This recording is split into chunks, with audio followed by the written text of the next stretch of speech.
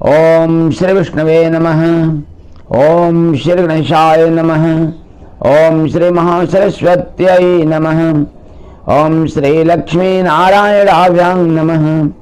ओम श्री तुलसीदेव्यै नमः।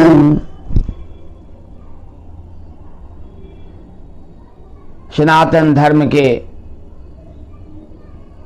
भक्तगण, धर्मानुरागी सज्जन वृंद, इस चैनल पर आप सभी का हार्दिक अभिनंदन है, स्वागत है। इस पवित्र कार्तिक महीने में भगवान विष्णु, माता लक्ष्मी और माता तुलसी की कृपा आप सभी पर बनी रहे। आप सभी शानंद रहें, आप सबों का मंगल हो, यही कामना है भगवान विष्णु और माता लक्ष्मी से। अभी इस सत्र में आप सभी को धन त्रयोदशी तिथि के महत्व और उस दिन की पूजन विधि और उससे जुड़ी पौराणिक कथा बताई जाएगी।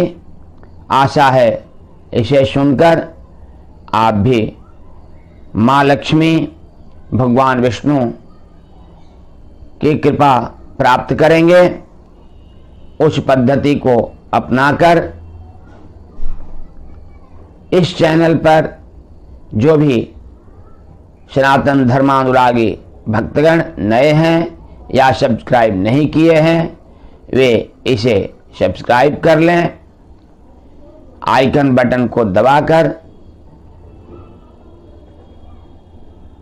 इस पर निरंतर इस प्रकार की सामग्रियां प्राप्त करते रहें और लाभ उठाएं। साथ में कमेंट बॉक्स में भी अपने विचारों को रखें। यही मेरा आप सबों से आग्रह है। कार्तिक कृष्ण पक्ष त्रयोदशी को धन त्रयोदशी तिथि कही जाती है। इस दिन हम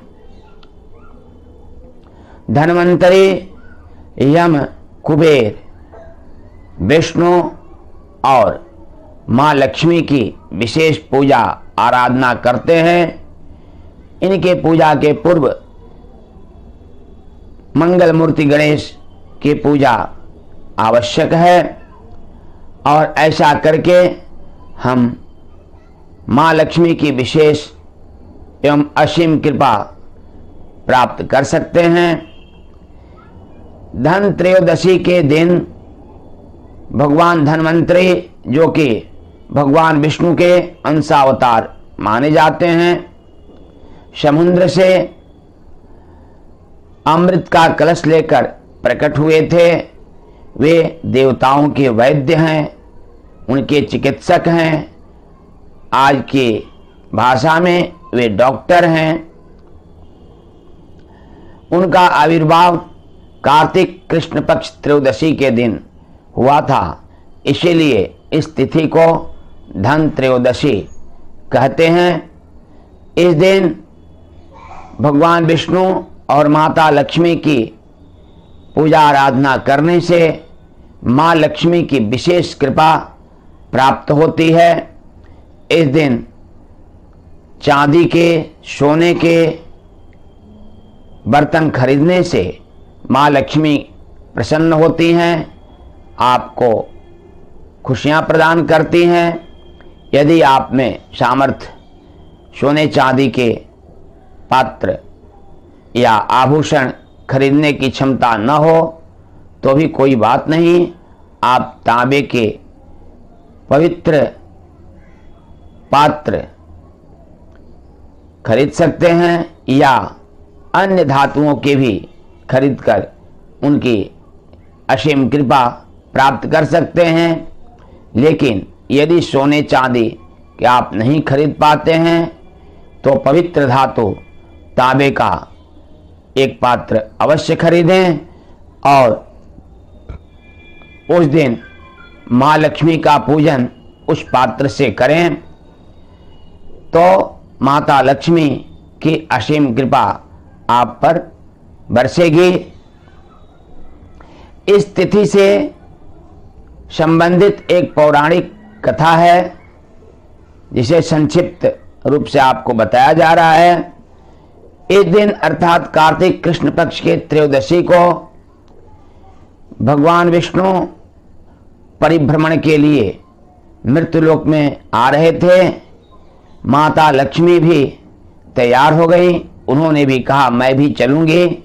भगवान विष्णु ने कहा ठीक है, यदि आपकी इच्छा है तो चलिए, लेकिन मेरे अनुसार ही, मेरे कहे अनुसार ही आपको अपना कार्य करना होगा। माता लक्ष्मी तैयार हो गईं।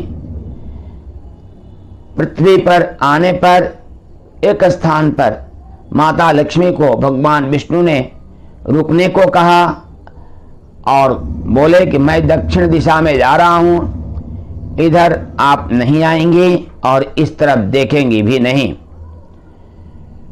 और वे दक्षिण दिशा में चल दिए। माँ लक्ष्मी को नहीं रहा गया, उनकी आतुरता बढ़ती गई। वे भी दक्षिण दिशा में उनका अनुसरण करने लगे। जाते जाते माता लक्ष्मी को एक सरसों का खेत दिखाई पड़ा जिसमें सरसों के फूल लहलहा रहे थे, बहुत ही सुंदर लग रहे थे। उन फूलों को तोड़कर माता अपना श्रृंगार की। आगे बढ़ने पर ईंट का एक खेत था जिससे उन्होंने 4 ईंट तोड़कर उसे चूसा।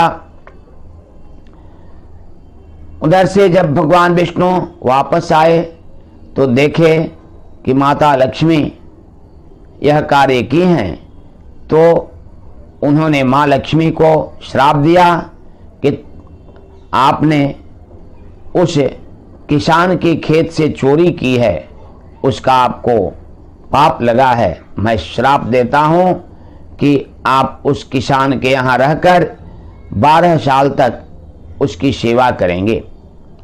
माता लक्ष्मी उस किसान के यहाँ रहने लगी। उस किसान की दशा अत्यधिक दयनीय थी, वह बहुत ही गरीब था। माता लक्ष्मी ने कहा कि मैं जैसा कहती हूँ वैसा तुम करो। तुम एक माँ लक्ष्मी का धातु की मूर्ति लाओ और उस पर माँ लक्ष्मी की पूजा करो जैसे मैं बता रही हूँ। उनके बताए अनुसार वह किसान माँ लक्ष्मी का पूजन अर्चन बंदन किया, जिससे माँ लक्ष्मी की असीम कृपा उसे प्राप्त हुई और वह उसी दिन धन ऐश्वर्य से भर गया। जिस दिन माँ लक्ष्मी आई थी उसके अगले दिन धन त्रयोदशी तिथि थी।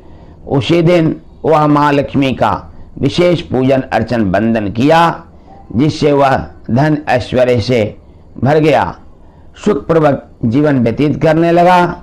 12 साल के बाद भगवान विष्णु पुनः वहां आए और माँ लक्ष्मी को ले जाने के लिए उद्यत हुए, परंतु किसान बोला मैं इन्हें नहीं जाने दूंगी। भगवान विष्णु ने कहा ये 4 कौड़ी तुम ले लो और इसे ले जाकर गंगा नदी में प्रवाहित करके आओ, तब तक मैं यहीं पर हूं, मैं कहीं नहीं जाऊंगा।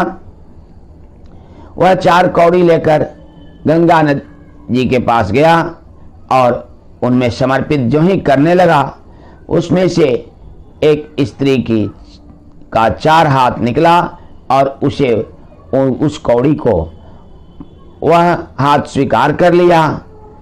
किसान प्रार्थना करने लगा कि आप कौन हैं और यह अपने हाथों में क्यों ले रही हैं। तो गंगा नदी से आवाज आई कि यह मैं ही हूं और तुम्हें पता है वह कौन है जिन्होंने कौड़ी तुम्हें दी है। वह साक्षात भगवान विष्णु हैं और तुम्हारे यहाँ जो स्त्री हैं वह माँ लक्ष्मी हैं। उन्हें तुम जाने मत देना, नहीं तो पुनः तुम निर्धन हो जाओगे। यह सुनकर वह किसान आया और माँ लक्ष्मी को जाने से रोकने लगा। भगवान विष्णु से माता लक्ष्मी बोली मैं इसके आदेश के बिना इसका घर नहीं छोड़ूंगी। इसलिए उन्होंने उसे उपाय बताया कि मैं तुम्हारा घर नहीं छोड़ूंगी, मैं अमूर्त रूप से अर्थात दिखाई नहीं पड़ूंगी, लेकिन तुम्हारे घर पर रहूंगी। मैं जो विधि तुम्हें बताती हूँ वह तुम कार्य करो। एक तांबे के लोटे में या तांबे के पात्र में तुम रुपयों के सिक्के भर दो, रख दो और उसे ही माँ लक्ष्मी समझकर उसका पूजन अर्चन बंदन करो। मैं तुम्हारा घर छोड़कर कहीं नहीं जाऊंगी, तुम्हारे घर पर निवास करूंगी। ऐसा कहकर माता अंतर ध्यान हो गई और प्रकाश वहां जो फैला था उसी प्रकाश में वह समा गई। इस प्रकार उस दिन की तिथि धन त्रयोदशी तिथि ही थी, अर्थात कार्तिक कृष्ण पक्ष की त्रयोदशी तिथि थी। इसलिए इस दिन माँ लक्ष्मी की कृपा प्राप्त करने के लिए कोई धातु का पात्र अवश्य खरीदना चाहिए। उसमें सोने चांदी और तांबे की प्रधानता है। आप सोना चांदी नहीं खरीद सकते हैं तो तांबे का एक पात्र अवश्य खरीदें। अन्य धातु के पात्र भी आप खरीद सकते हैं और उसमें उस दिन आप अवश्य यानी धन त्रयोदशी के दिन आप अवश्य मंगल मूर्ति गणेश जी के साथ माँ लक्ष्मी, भगवान विष्णु, कुबेर और यम की पूजन अर्चन बंदन विधिवत षोडशोपचार से या पंचोपचार से धूप दीप नैवेद्य और आरती इत्यादि से अवश्य करें। यह करने से माँ लक्ष्मी की असीम कृपा आपको प्राप्त होगी। संध्या काल में उनका पूजन अर्चन बंदन धन त्रयोदशी के दिन नए पात्र लाकर करना है, यह न भूलें और उनकी कृपा प्राप्त करें। यही आप सबों से आग्रह है, प्रार्थना है। ऐसा करके आप अपने जीवन को सुख समृद्धि से भर सकते हैं, अपना तथा अपने परिवार का मंगल कर सकते हैं। आपके यहाँ धन ऐश्वर्य की कमी नहीं रहेगी, आप सभी का मंगल होगा, इसमें संदेह नहीं है। आप सबों को माँ लक्ष्मी और भगवान विष्णु की विशेष कृपा प्राप्त हो, इसी कामना के साथ इस सत्र को संपन्न किया जाता है। आप सभी को साधुवाद एवं कोटिशः प्रणाम।